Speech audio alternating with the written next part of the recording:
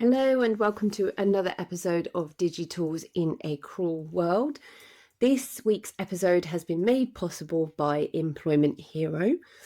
Thank you to them. And we will also be joined later on the episode by Advancetrack and by Tugger. So for those of you who aren't aware, Advancetrack specialises in outsourcing and more recently their pod sourcing, which we've spoken about on the episodes.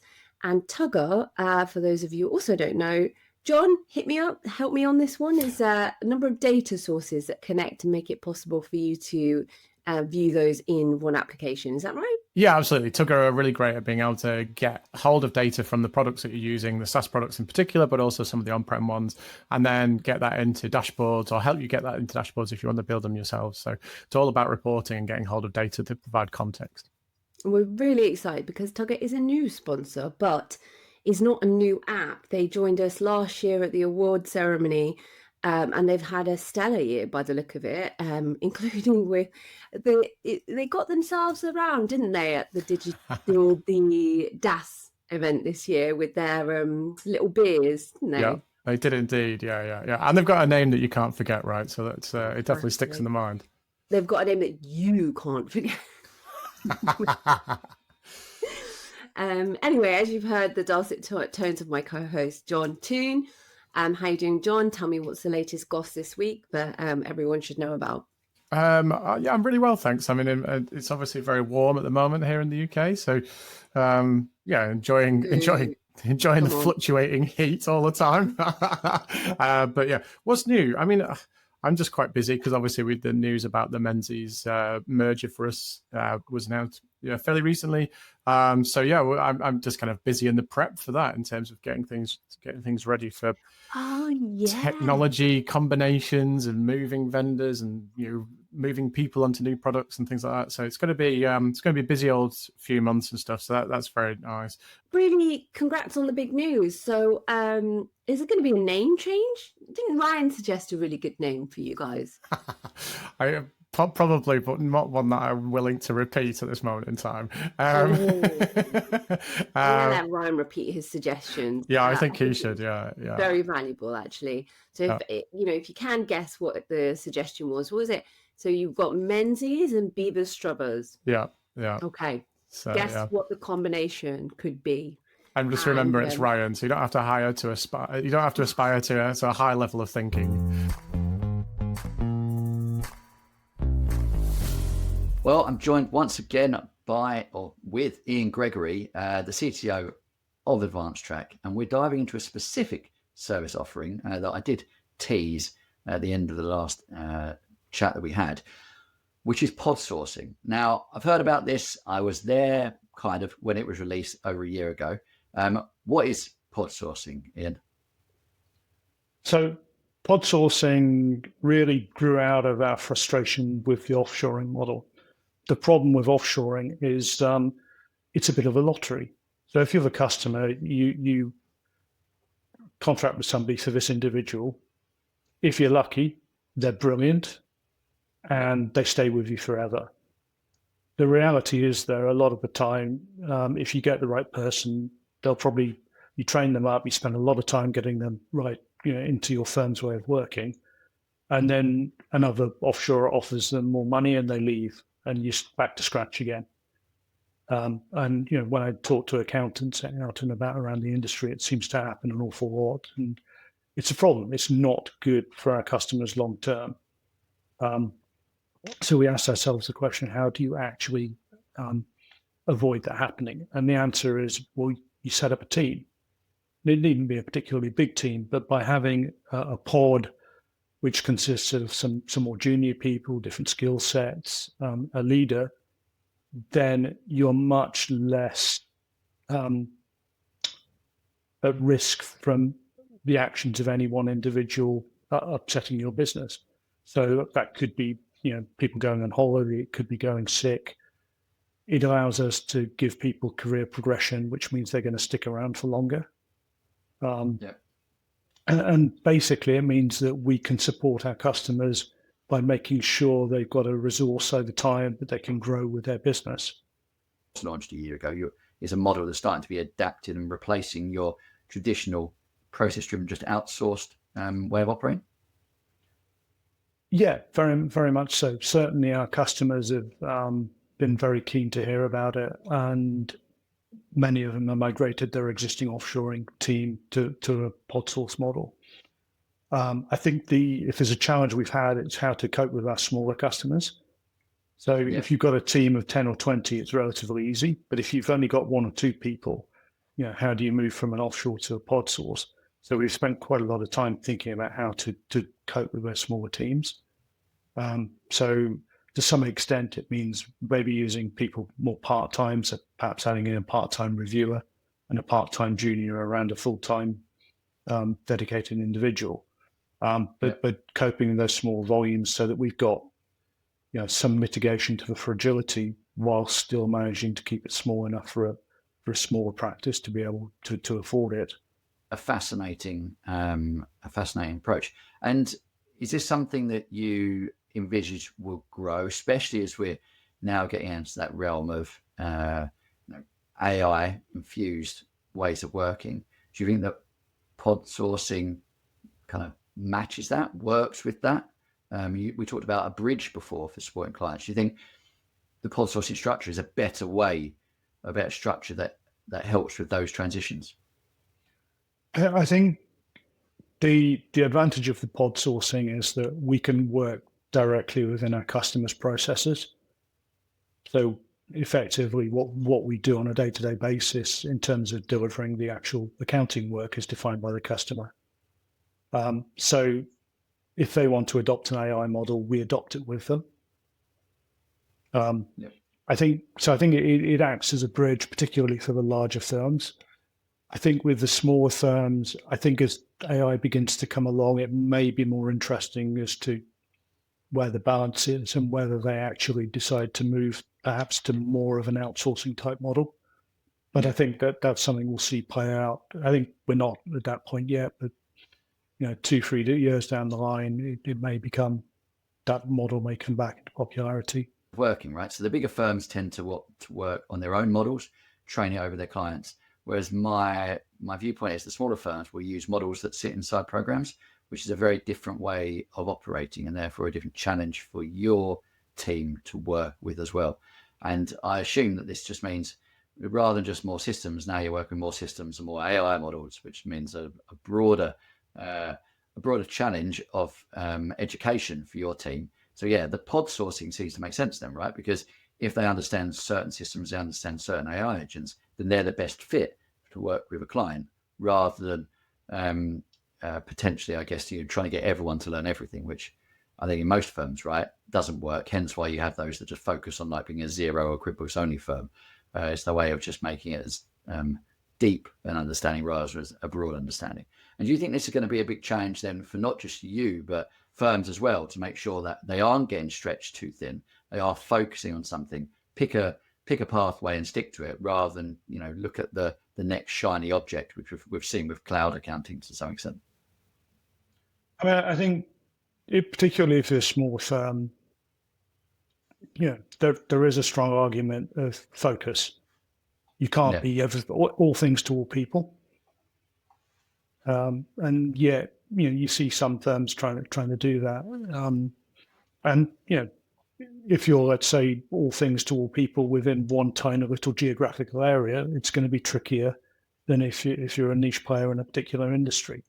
But even if you can just say just use Xero or just use QuickBooks, at least you're restricting the amount of stuff that you need to learn and that your team needs to learn. And the beauty of the pod sourcing model is, we can fit in around that structure. And yes, it's a dedicated team, but the people will move around as they develop. So, they might start off working for your firm, but in 2-3 years' time, they need a career, move in a promotion. We might promote them into a team for a bigger company, bigger client. So, the flexibility is there. But the point is that if we've got those individuals still within Advancetrack, then we can draw on their skills and knowledge of your business. Because, they're literally sitting a few desks away. So it's better than them leaving us because they're bored and they haven't got the career opportunities. So I think, for us, the pods make a lot of sense. It means we've got a little bit more control over our business, yet we can still deliver what our customers need when they've got a defined process. Yep, makes sense to me. Fascinating. Look, thanks again for coming on. I think I've learned not only a lot about, I guess, AI and its and how accounting may run in parallel to what's happened in manufacturing over the last few decades, but also, I guess, how Advancetrack are evolving their services to deal with this upcoming, not necessarily threat, but opportunity and challenge. Yeah, it's going to be an interesting few years ahead, I think. We've got some great app news this week, so let's kick on with that and not keep the people waiting. Awesome. So kicking off this week, app news, Xero finally decided to get serious about inventory, but don't break out the confetti just yet. Xero has mostly been about invoices, payroll, bank feeds, and etc. And they've left the goods-based businesses juggling stock across spreadsheets on third-party add-ons in the marketplace. Their inventory management has historically been functional, but basic, tracking quantities, costs, and handfuls of items. So there's nothing revolutionary there. But now they are rolling out bulk inventory adjustments and a refreshed purchase order experience. So in plain English, you can update multiple stock items in one go and see more orders on your screen at once. Handy, definitely. Game changing, which is, I think, the most overused word in this industry. It's not quite. But it's a start, and it's Xero catching up rather than leading the charge on this. I think the frustration for businesses that rely on tight stock control has historically made you rely on other apps if you're a Xero customer beyond the basics. So these updates are long overdue. The real question, I think, is whether Xero will actually deliver the advanced intuitive inventory tools that goods-based businesses have been begging for. Or if it's just an incremental improvement. For anyone running a product-heavy business, Xero is getting less painful on that, but it's still not the powerhouse inventory solution that you see in Dia or Sin7 or NetSuite that they've been offering it for years. But hopefully a promising start, and it's baby steps, not leaps. I absolutely agree with you on that summary, Indy. And I think what's really nice to hear is, as a consequence of this, they're improving things like that purchase ordering process, because I think that's always been something that felt like it was a little bit bolted onto Xero. It was a bit of a weak product in terms of the workflow and the connectivity and stuff.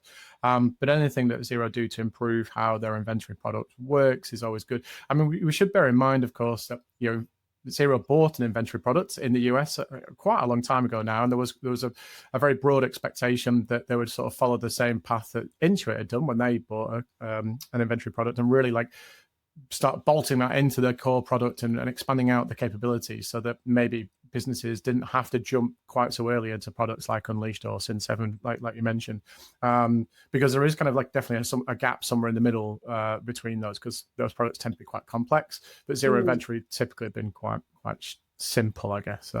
So yeah, who knows? I think it's filling a good enough gap that the customers using it will at least see some solution in place that works for them. I haven't actually seen these features in the live product yet, but I will be having a look fairly soon, and I'd be really interested in just sort of seeing how it enhances the capability of the Xero product. So I've got a quick update from FreeAgent. Obviously, as everyone knows, we're big fans of FreeAgent, and not just because they sponsor the pod, but because they're really proactive in rolling out updates and obviously integrations and various other things, and focusing on what really matters to their customers. So they now support CIS for contractors. So FreeAgent has had CIS in the product for a long time, particularly if you're a subcontractor, and I guess that kind of reflects the history of the product if you're going to wind the clock back a long way. But now if you're actually a contractor, you're now able to do all the stuff that you're obliged to do and do it in the product rather than doing it outside of the product, which is a bit of a pain in the backside, to be perfectly honest. So you can now manage deductions, which would come through on invoices and stuff that you're preparing or receiving. You can prepare the CIS 300 return, which is kind of the important regular return that you're going to file. And you can also create a payment and deduction statements, which you've got to give to your subcontractors when they're working for you. So again, another really important thing. So it's really neat to see that.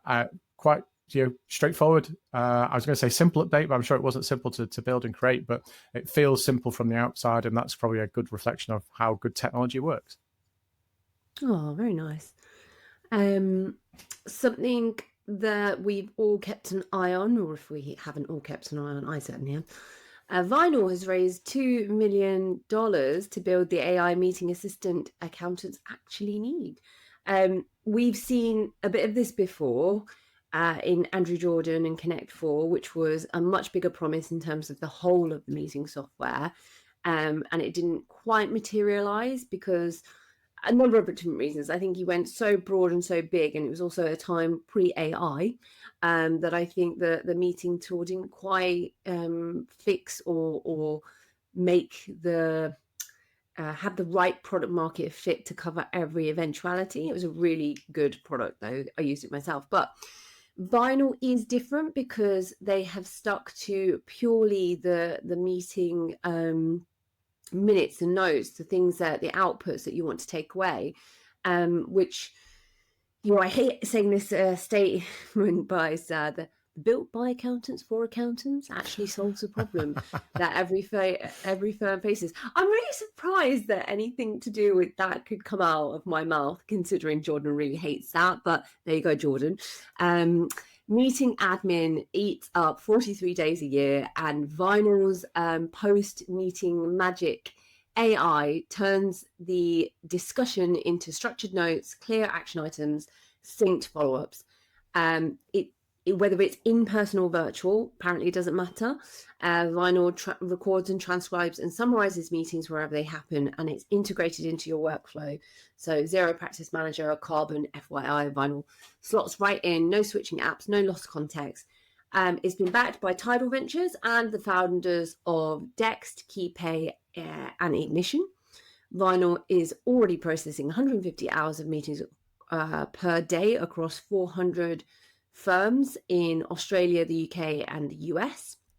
Compared to things like Otter AI, which I swear by, Vinyl isn't just a generic note taker, it's an accounting first one. So it captures the context, it surfaces the follow-ups, the flags opportunities, and even integrates directly with the practice management tools. So the result is less admin, more billable time, zero missed promises. In theory, that is so great for the accounting space. I haven't used it. Perhaps you have, John. I think it's a bold vision, and it sounds like a true AI executive assistant that captures all of the meetings, minutes, and the tasks and the whatnot, and then also loops it automatically in for human review, so that you've got a lot of things that you can kind of act on very quickly. And they've got big plans for this 2 million by the sound of it, because they're looking at like improving their mobile app and looking at other ways that they can help accountants reclaim the hours that they have spent on admin. I think they do have a competitive challenge, but I guess by niching, you remove that competitive challenge to a degree. Will you be using it? Do you know what? That's a really good question. So although they've niched down into the segment, what they haven't done at the moment is built any connectors that are relevant to us as a practice in terms of our technology environment. I guess if you kind of look at the marketplace historically, with products like this and other products that have been in various ecosystems that we operate in, they do tend to go small practice first and scale upwards. It's very often it's very rare that you do the inverse and go after the big practices and then come down market. And equally, I guess it depends on your pricing model, but if you kind of look at how that works, there are a couple of hundred decent big firms wherever you draw the line around what big is, if in the UK at the very least. But there are almost 40,000 practices in total. So when you look at your total addressable market, if you go after small firms, that's 39,800 accounting practices to go after, which will bring you decent scale before you even start to tap into the top 200 firms, for example. Well done, congrats, and we're going to keep our eyes on you. Stop what you're doing. Prepayments in Dext is also here. It's a bit of a change. It's live. It's included with the subscription. You can now create prepayment journals automatically within Xero just through a few simple clicks. So you just add the dates and you check the box functionality, and then you'll see updated automatically. One thing to note is that the prepayment is not automatically extracted from the document. So, but that's something that apparently Dext are considering and looking to iterate on that feature. So hopefully something that they will also continue to build on. But yeah, John, perspective on this. Is it long overdue, and how widely adopted do you think this feature is going to be?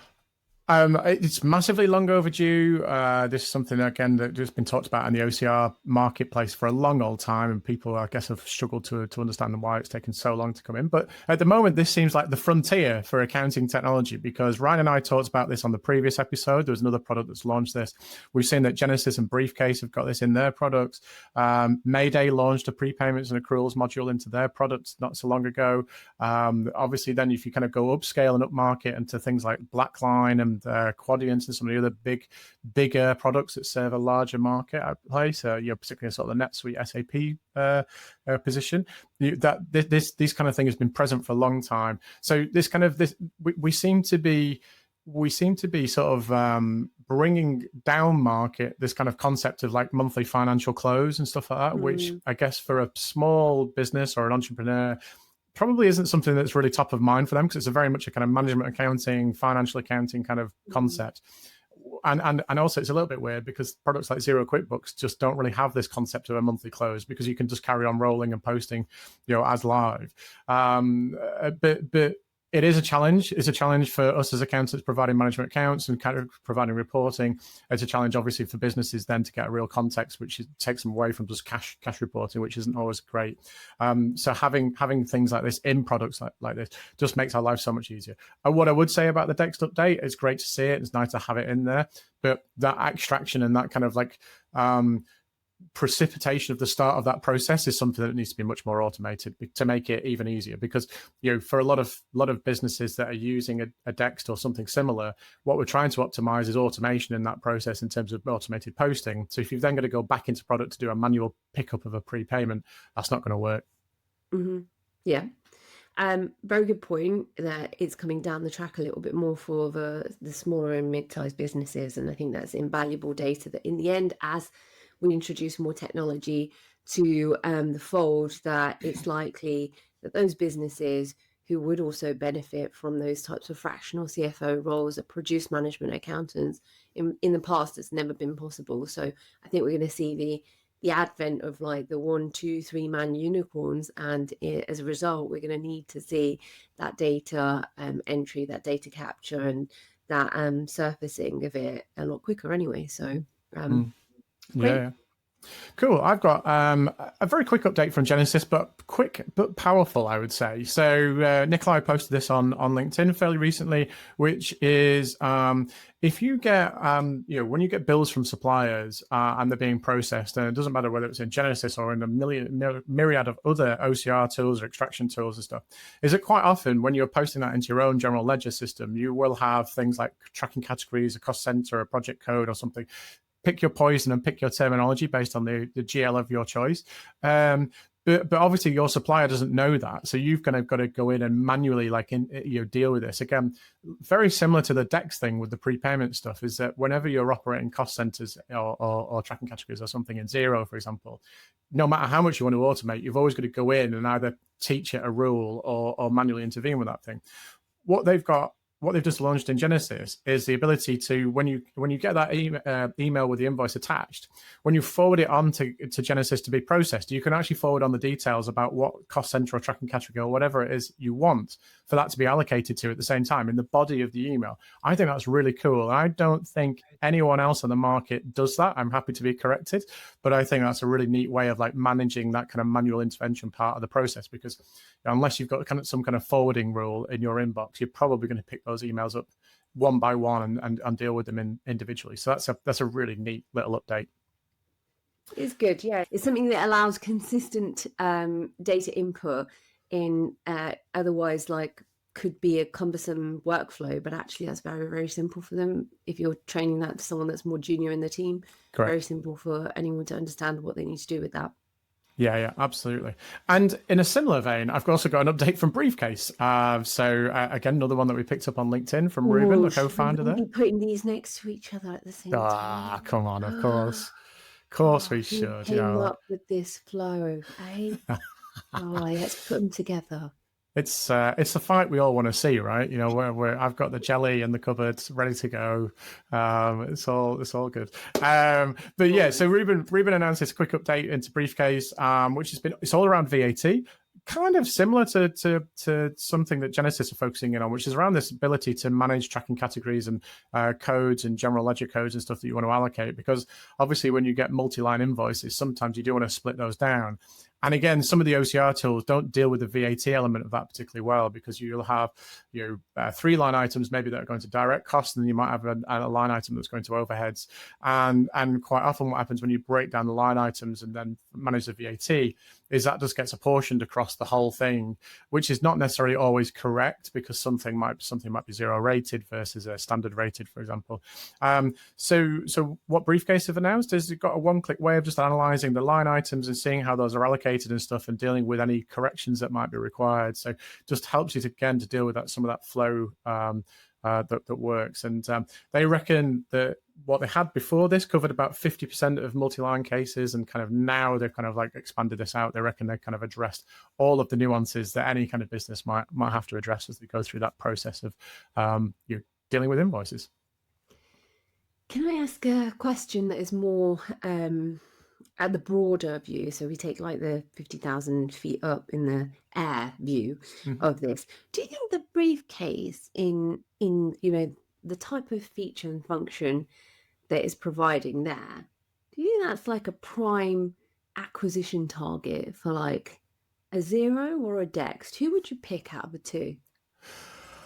Oh, I mean, that's interesting, because I mean, the way that Briefcase works is they're using direct access to models. So they're accessing things like Claude or OpenAI, etc., direct through the APIs to do this extraction and analysis, and obviously build out a whole set of workflows.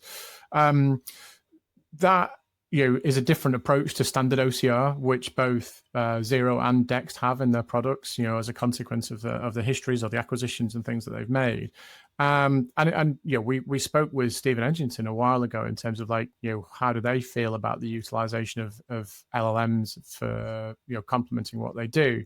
And I think he was more interested in the context that because it can sometimes be a bit hit and miss.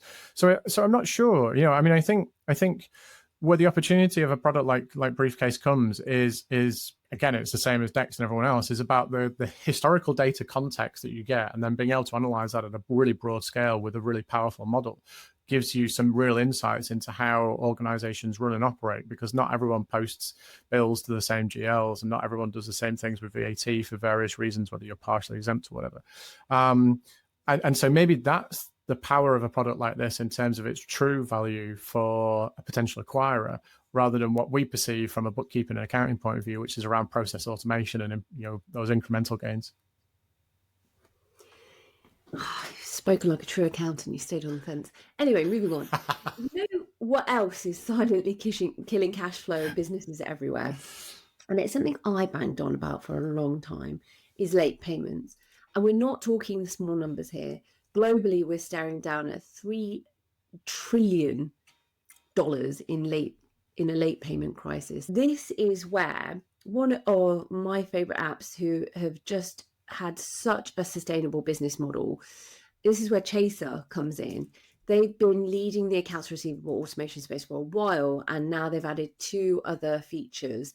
I'm going to call them game-changing, even though we know that that's not the word that India likes to use, but let's call them that, because automated late fees is something that allows, it means that payers don't get away and your terms are enforced without lifting a finger, and early payment discounts. So obvious, because a little incentive goes a long way and your prompt payer gets a reward for it. It's simple, less admin, fewer errors, happier customers, and most importantly, cash flow flowing in on time.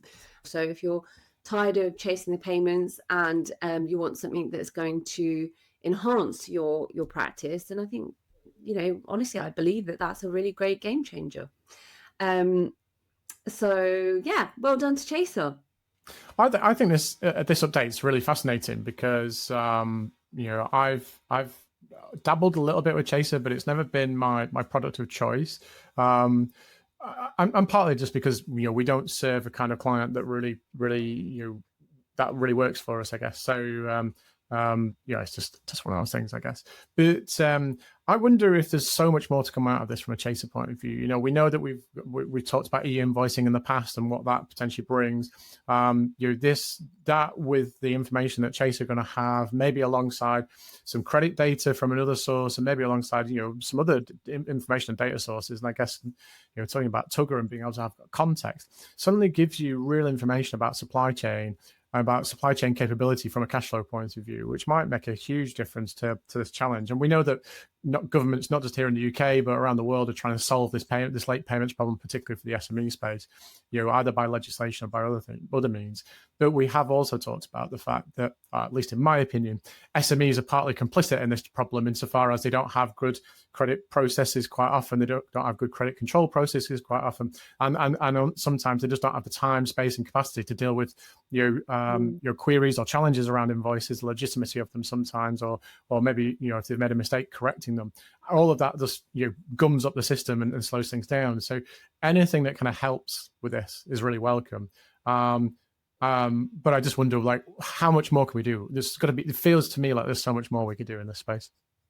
Yeah, I feel like that we need a new, I don't know, something that's like succinct, right? So automate, and I think Chaser, actually, to be fair, I can't take credit for this, mainly from the article, I think. So automate, enforce, reward. That's it. Like, I think the payments right there, the automation of it, the making it enforceable, and the incentive behind it helps then speed the cycle up. Because if you know that you're going to get a discount, or you know that it's in your interest to speed that cycle up for yourself, for your supplier, then that's where I think we'll solve the challenge. And I don't think that we've seen our own government go far enough on it yet, because I think we saw that the consultation was open for it. I don't know. We need to follow up on that to see if there was anything more done on it. But it's something that Xero have banged the drum on for many, many years. And seeing what Chaser are doing, I think that it shows that this is a problem that's going to be solved by entities like Chaser, who are making it their main mission. Yeah, I'd agree with that.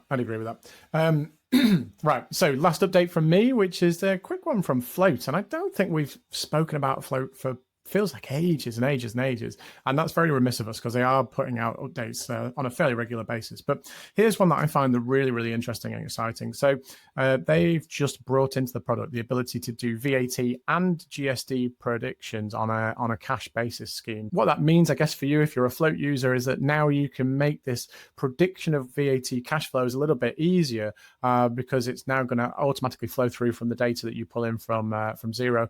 You could also use 3 different prediction models as well that come into this. So you can use a model they call Quick, which basically assumes that everything gets paid quickly or on time. You've got a worst case where effectively you can say, right, okay, well, I'm not going to get paid by my customers, but I'm still going to have to pay my suppliers. And then there's an advanced version where you can basically like fiddle with the numbers and tweak things to be a bit more suited to how you work. So I think that's a really neat ability to kind of like see 2 or 3 different versions of what you want to look at almost straight away.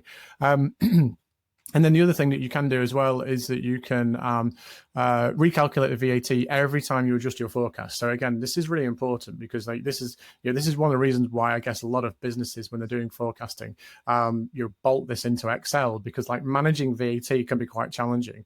And so that the fact that this is now into Float is I think it's a really great neat little feature. I love it. Well done, Colin. It looks slick, right? They've stayed away from doing the 3-way forecasting in some of the things that Float do, but that I wonder which direction they're going to go in with this. This is quite granular. So, what do you think, John? I mean, I guess for a lot of organizations, if they've kind of ticked off the big ticket item in VAT, which is cash accounting versus accrual accounting, I guess the next one that you might go looking at would be some kind of one of the other VAT schemes. So whether that's maybe like one of the margin schemes or partial exemption stuff, because again, that's always a bit of a pain in the backside to deal with. and managing that in a cash flow forecast can become quite complex. So maybe that's the next thing to go after. I would say probably a margin scheme is probably marginally easier to do. God, that's terrible.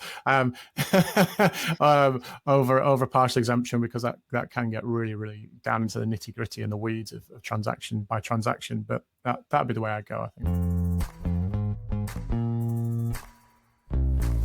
I'm delighted to say I'm joined by Craig Morrell from Tugger. We're going to be talking about AI in reporting and its effect on reporting. And I guess, given what you guys do, Craig, that's a really it's a really big topic at the moment, clearly, but also how that interlinks into getting hold of data, getting access to data, cleaning that data up, presenting that in some way, shape, or form, and that's the bread and butter for you guys. So tell me how you're seeing AI, large language models, having an effect on what you guys are capable of doing and able to do, I guess.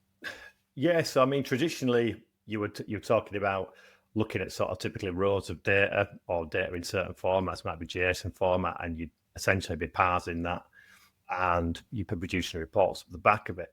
But now you're starting to see you can do some kind of weird and wonderful things that you couldn't easily do before. As an example, a client we've worked with recently, they take a lot of phone calls, I think like 2,000 or 3,000 phone calls per day in their call center. But what wasn't happening is there was no link back to the management system. So wherever they were storing all the data that was around the cases they were dealing with, there was no link between them. So what they said is, right, can we do something with AI? Because we've got all the call transcripts. What can we do with them? So we went, okay, right. So we've got the connector there that was doing the extraction. The platform that we're extracting from was a platform called 8x8. So it's a huge call center platform. Done the data extraction, but then what we're able to do with the data is then using OpenAI, send that data up and say, right, okay, can you give me the national insurance number and the date of birth for this caller? Can you identify those? And, basically, I think it's with about 98% accuracy, it could pull out those details. So even if people goes in and and throughout it, so they go N, or I can't remember J, whatever, it could actually still pull out the details. So what we're then able to do is, okay, we've pulled out the details. Now we know what they are. We can then do a lookup into the other piece of data and say, well, actually, there's a record here where this person's national insurance number is this. That's their date of birth, so we know that's their person. So that then allows them to link that data together and say, well, actually, now we know exactly how many calls each person's making. We know the types of calls that have been dealt with. And then they can look at, well, how do you improve efficiency to stop these types of calls? Why is this, demographic calling? Because bear in mind, you've got date of birth information, so you know how old these people are. So can we, improve processes around that? So there's a load of stuff that you can glean by doing that. But there is no real way before AI was around that you could have done anything like that. You would have always sort of had to struggle, because even if you use, try not to get too technical, but if you're using regular expressions, that wouldn't work on a piece of data where someone is going N, J, because there is no matching to that. Yeah, and I guess that's the thing, isn't it? Is like being able to use a large language model like this just accelerates the type of work that you can do. And as you say, either extracting information, or I guess equally in that call center situation, using things like sentiment analysis, being able to kind of get a feel for how that customer's reacting to the customer service agent, I guess is really important. And again, something that you wouldn't really have been able to tangibly do, certainly in real time before. No, it was basically impossible. I think they tried for 2 or 3 years to come up with a solution, and there was no way of sort of real world way of coming up with a solution. But yeah, that was relatively quick to deploy. Obviously quite a techie type solution. It does require some effort, but nevertheless, it's doable. I guess the challenge is that large language models aren't just available to you guys at Tugger, they're available to everyone out there in the market. And I wonder, do you feel that creates a bit of a challenge sometimes for you guys when you're maybe engaging with customers or clients, because they might just turn around to you and say, well, why can't we just use ChatGPT to kind of do this now? The problem with something like, okay, can you use ChatGPT to solve the problem is, basically, in a nutshell, it can't. And the reason it can't do that is because you've got all this data in some sort of format. So say you've extracted your data from Xero, and you'll have different sort of data entities. You'll have, journals, you'll have journal lines, you'll have invoice and invoice lines, and and you'll have other stuff in there as well, things like tracking categories. The problem is when all these sort of things are being developed by an organization like Xero or whatever, they'll have all these identifiers that make sense to, a developer or make sense to them, but they don't necessarily make sense to a language model. And so it's still struggling in that sort of shape or form. You've kind of got to teach it to know stuff about your data first. Yeah. Well, I guess what are the opportunities for you guys going forward then using the power of AI? Because you obviously talked about that sort of like mini case study that you had with that one particular business, and we talked about there's other opportunities to use your data. But I guess one of the real powers that you have is you're not just focusing on, say, like finance data, but you're kind of like bringing all of this information together to kind of provide more context. And so, is that where maybe AI could be more utilized to be able to enhance that context? One of the problems we've still got out there is that not everybody understands Power BI yet. A lot of people can use a Power BI report, and then there are people who still don't know some of the functionality that exists in there, because some of it's not quite intuitive in terms of drilling down into data and drilling through. Most people have to be sort of even shown how to do that, because, like I say, the interface is not that intuitive. And so actually, when it comes to actually building the reports, if we want in our customers to build out reports, which a lot of them do themselves. Yeah. Because effectively, in a lot of the ways, we're like the middleware in between, the data and the reporting tool. The more people who can build reports themselves without using us, without actually requiring us to kind of give them a helping hand with that, the better, because it means that there's more people out there who want to then extract their data and then want to be able to use a platform out like ours to extract and warehouse that data so that they then can go down that route of producing reports. So the more it evolves and the more Copilot evolves with Power BI, the better it is for us. I mean, to be honest, we'd love it to go a lot faster than it is. Yeah, no, I agree with you. I mean, I think having that tool there, to help people interpret the information they're seeing is the real opportunity and power there. Not necessarily to help them build reports, which it seems to be focused on. But I'm sure we could talk about AI and its use cases forever, Craig. But I'm very conscious of time, so let's wrap up there. I'm sure if people want to speak to you directly about the powers of AI and what they can do with Tugger and combining these two technologies together, they can definitely reach out to you. And of course, I'm sure we can catch up and talk about this at a separate time over a beer at some point. So we'll do that for sure. Thanks again for joining us on this week's episode. We hope you enjoyed it. Don't forget, if you haven't already signed up to our waitlist for the awards, then please make some time to do so. I think you'll enjoy meeting like-minded people in the industry. You'll also get the chance to celebrate some heroes in our space. And it's the night before Accountex. So if you're at a loose end and thinking of what you'd like to do to make sure you get to Accountex nice and early, then join us at the awards. It will be at the Impossible in Manchester. Look forward to seeing you there, and hopefully we'll catch you on the next episode.